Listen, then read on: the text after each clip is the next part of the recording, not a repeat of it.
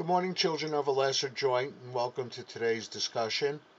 We're continuing along the lines of whether or not the lateral pterygoid muscle is involved in disc displacement. This is the slide I ended up with in part 4. This is now part 5.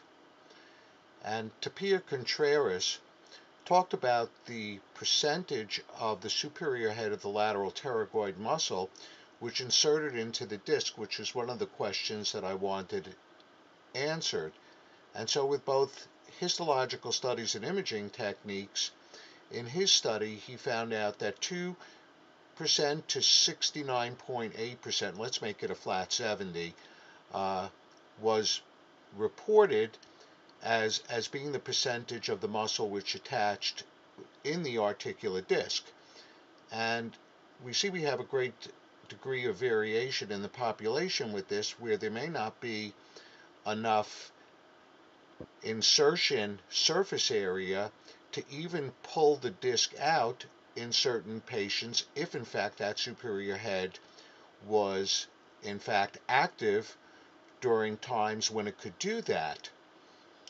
Beyond that is a study by Akita, and I just want to bring this to your attention because Akita's article is very important. The lateral pterygoid muscle, particularly the superior head, is not the only muscle that's involved with attachments to the disc. Akita has the Rolls-Royce model in his particular article, and there are 10 muscles that can in fact insert into the disc. So I wanted you to have that information available to you in exploring whether or not muscle is actually involved in disc displacement. Getting back to the topic of the third head of the superior head of the lateral pterygoid, or the lateral pterygoid complex, Pompey Philo has 3 articles which are originated in 2009.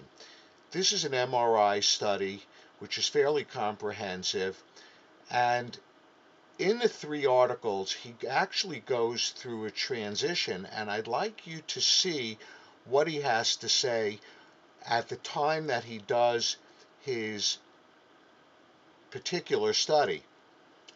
So in 2009 he starts out by saying that the lateral pterygoid muscle has a complex structure and could contribute to the development of TMJ disc dysfunction and anterior disc displacement.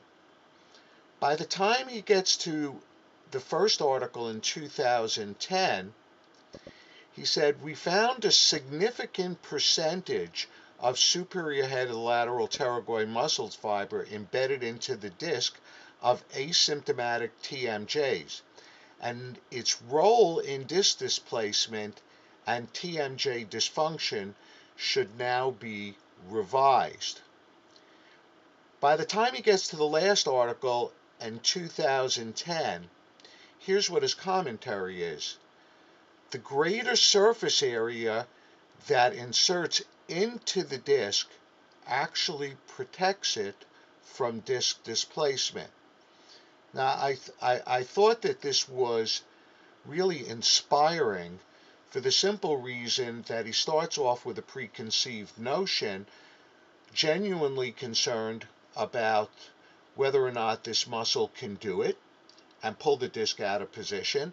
And then, of course, he ends up with findings that are actually opposed to that particular concept. And I will leave you with those thoughts today.